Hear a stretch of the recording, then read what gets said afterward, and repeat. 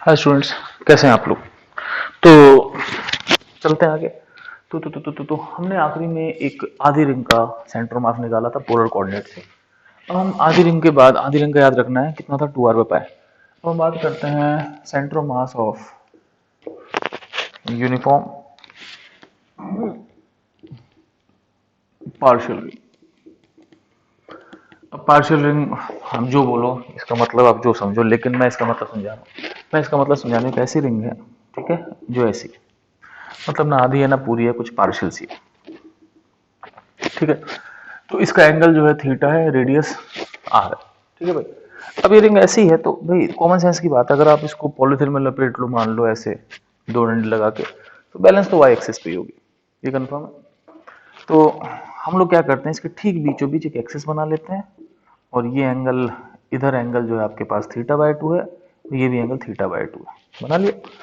अब common sense की बात है कि इसका सेंट्रो मास का जो भी कोऑर्डिनेट होगा वो वाई कोऑर्डिनेट होगा, इसका सेंट्रो मास का एक्स कोऑर्डिनेट नहीं होगा, ठीक है बच्चों। तो अब मैं समझा चुका, इसलिए दोबारा इस चक्कर में नहीं पड़ रहा कि सेंट्रो मास का वाई कोऑर्डिनेट ही होगा। अब इसका हम सेंट्रो मास कैसे निकालें, तो लेट्स सी। हम लोग ऐसा करते हैं, ये रिंग है आपके पास,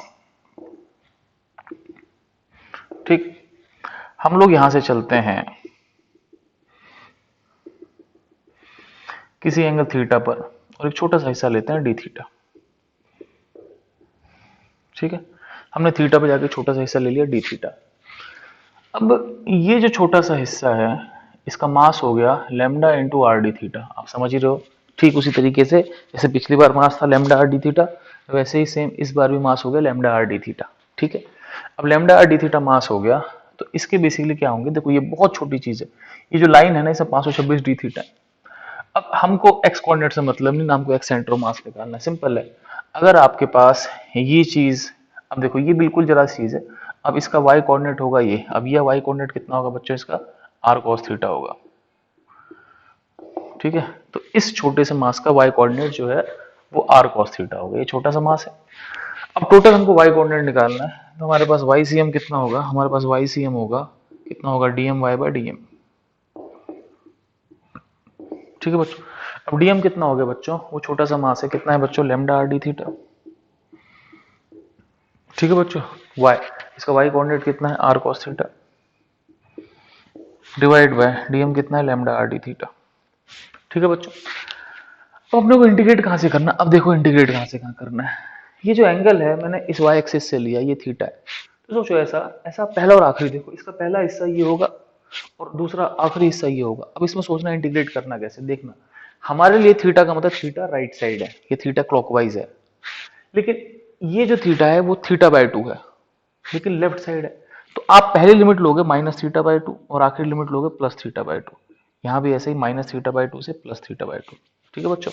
लैम्डा आर बाहर निकाल दो, कट जाएगा, यहाँ बचेगा आर कॉस थीटा, क्या हो जाएगा साइन थीटा माइनस का, अब होगा तो माइनस का साइन थीटा आपके पास, ठीक है बच्चों। आपका माइनस का साइन थीटा होगा, लेकिन माइनस साइन थीटा को माइनस हटा के आप लिमिट उल्टी कर सकते हो, तो लिमिट उल्टी करने का मतलब आप क्या करोगे, नहीं कॉस थीटा का प्लस साइन थीटा तो होता है, प्लस साइन थीटा ही होता है, तो -θ/2 से +θ/2, और नीचे आपके पास हो गया लैम्डा आर तो कट गया, ठीक है बच्चों। अब बच गया डी थीटा, डी थीटा का इंटीग्रेशन क्या होगा, थीटा कहां से कहां तक होगा, -θ/2 से +θ/2 तक, ठीक है बच्चों। तो लैम्डा आर बाहर आ गया, लैम्डा आर बाहर आ गया, लैम्डा आर कट गया, बचा आर, और कॉस थीटा का इंटीग्रेशन होगा साइन थीटा कहां से कहां तक होगा, -θ/2 से +θ/2 तक, और नीचे क्या हो गया, लैम्डा आर बाहर आ गया, बचा डी थीटा का थीटा, थीटा का इंटीग्रेशन कहां से कहां तक होगा, -θ/2 से +θ/2 तक। चलो भाई यहां तक कोई दिक्कत नहीं, अब हम चलते हैं आगे, मैं इसको मिटा रहा हूं, आप लोग फटाफट लिखते रहो, ठीक है। तो अब बस बचा इंटीग्रेशन। अब इंटीग्रेशन कैसे करें भैया, इंटीग्रेशन ऐसे करते हैं, इंटीग्रेशन तो हो ही गया। अब साइन थीटा की जगह, sin θ/2 की जगह sin θ/2 लिखा, माइनस साइन दोबारा कितना लिखना, -θ/2, ठीक है बच्चों। अब नीचे कितना है आपके पास, थीटा की जगह θ/2 माइनस θ/2, ठीक है बच्चों, इतना हो गया आपके पास। अब अपने को क्या करना है, ऊपर sin θ/2 minus minus sine minus theta minus sine theta होता, तो ये माइनस बाहर आ जाता साइन में, ठीक है। नहीं पता तो याद कर लो, वैसे नॉर्मली जो मेडिकल नॉन मेडिकल वालों को पता ही होता है, मेडिकल वाले याद ध्यान रखना कि साइन का माइनस बाहर आ जाता है, कॉस में माइनस थीटा होता है तो माइनस गायब हो जाता है। मतलब cos minus theta is cos theta, लेकिन sine minus theta is minus sine theta. तो ये हो गया sine theta by two plus sine theta by two, two sine theta by to.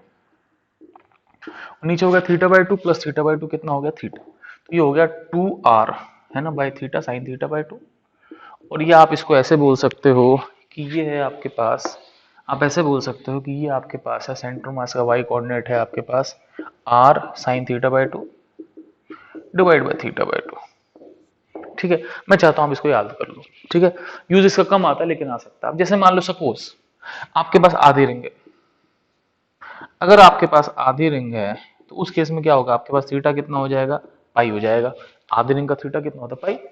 ठीक है बच्चों, क्योंकि हमने टोटल एंगल कितना लिया था भाई, हमने इधर लिया था थीटा बाई टू, उधर लिया था थीटा बाई टू, ऐसे तो किया था अपने पास, इधर थीटा बाई टू, उधर थीटा बाई टू। अब टोटल एंगल कितना था, थीटा था। अगर आपने थीटा पाई ले लिया, थीटा पाई ले लिया, तो ये हो जाएगा आपके पास वाई सी एम कितना हो जाएगा बच्चों, वाई सी एम हो जाएगा R sine pi by two divide by pi by two.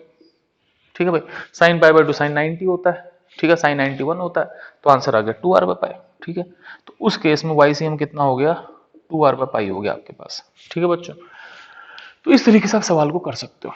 ठीक है, तो कोई भी रिंग हो, अब सोचो अगर पूरी रिंग है तो आपको ही पता है पूरी रिंग का सेंटर मास का वाई कोऑर्डिनेट कहाँ होगा, पूरी रिंग का सेंटर मास तो आपको ही पता है पूरी रिंग का सेंटर मास का वाई कोऑर्डिनेट 0 होगा, भाई सेंटर पे ही तो होगा। तो अगर पूरी रिंग लिखोगे तो आप थीटा की जगह रखोगे 2 पाई, पूरी रिंग मतलब 360 डिग्री, 2 पाई बाय 2 क्या हो जाएगा, साइन पाई, और साइन पाई क्या होता है, 0। तो बेसिकली इस फॉर्मूले से आप अगर पूरी रिंग ना हो तो जितनी भी बड़ी रिंग हो उसका आप सेंटर से डिस्टेंस निकाल सकते हो। ध्यान रखना ये कोऑर्डिनेट जो है वो सेंटर से, क्योंकि हमने सेंटर को ओरिजिन माना है। ठीक है बेसिकली, तो ये जो है इज डिस्टेंस फ्रॉम ओरिजिन, ये डिस्टेंस है, लेकिन कहां से डिस्टेंस है बच्चों, ये ओरिजिन से डिस्टेंस है। कहां से डिस्टेंस है, ओरिजिन से डिस्टेंस है। ठीक है बच्चों, आप फटाफट इसको छापो, अब हम चलते हैं आगे। ठीक है, छाप लो।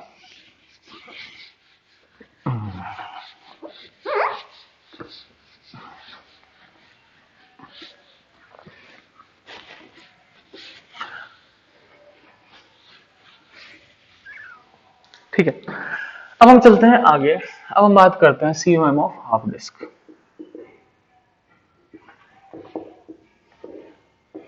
आधे डिस्क का सीओएम कहां होगा।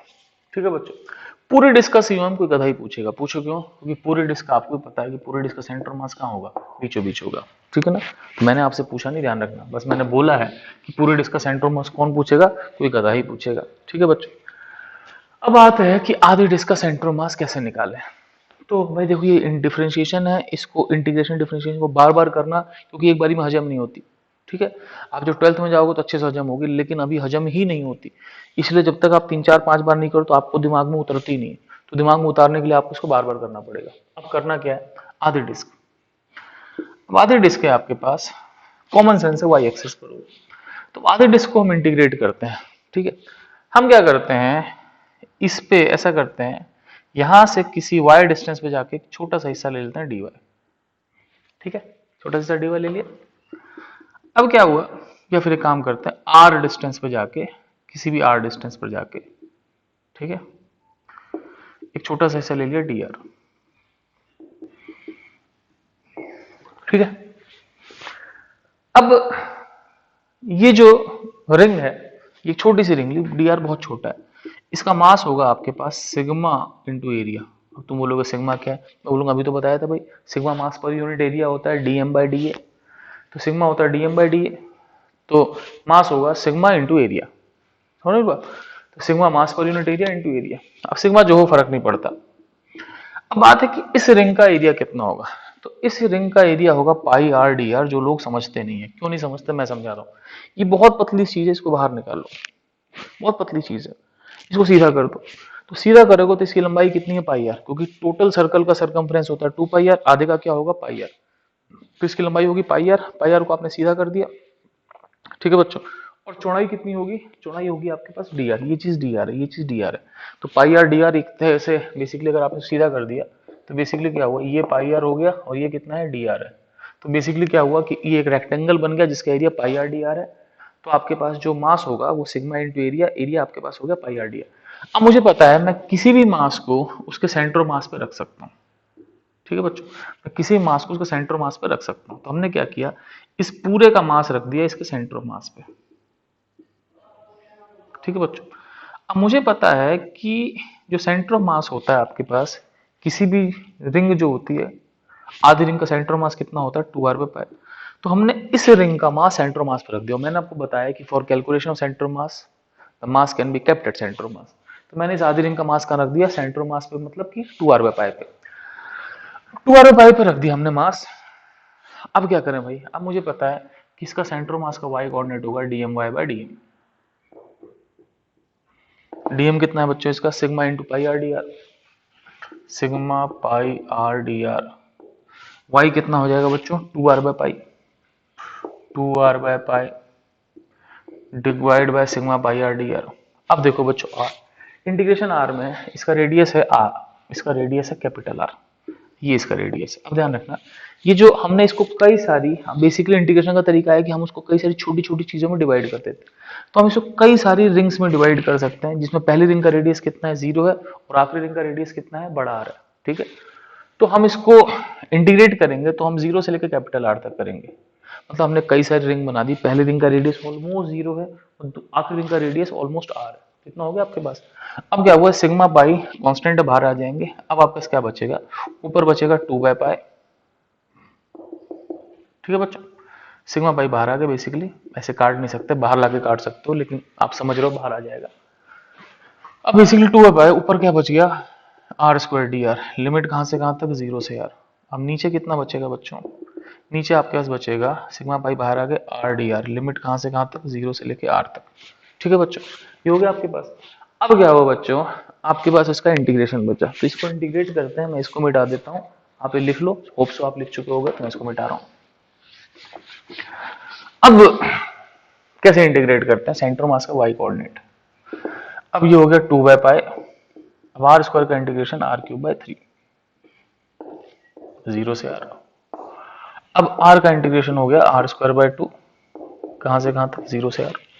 ठीक है, तो ये हो गया 2/π। अब यहां पे क्या हो गया r³/3 माइनस 0 की जगह 0, नीचे क्या हो गया r²/2 माइनस 0 की जगह 0। ठीक है बच्चों, अब कितना हो गया आपके पास, ये हो गया आपके पास 2/π इंटू r³/3 इंटू 2/r²। ठीक है बच्चों, अब आपके पास ये हो गया 4r/3π। तो इसका मतलब क्या होगा कि जो आधी रिंग होगी उसका सेंटर मास जो होगा 4r/3π पे होगा। ठीक है, अब ऐसे ही हेमिस्फेयर, कोई पूरे स्फेयर का नहीं पूछेगा, सेंटर पे होगा। Hemisphere, solid hemisphere, triangular plate, cone, बहुत सारे डेरिवेशन है, लेकिन आपसे कोई डेरिवेशन पूछता नहीं है। ठीक है, तो इसीलिए मैं चाहता हूं कि आप अब इनको रट लो। ठीक है, अगर तब भी आपको चाहिए कि मैं आपको डेरिवेशन दूं तो please right it in comment box, है ना, I will give a derivation for you.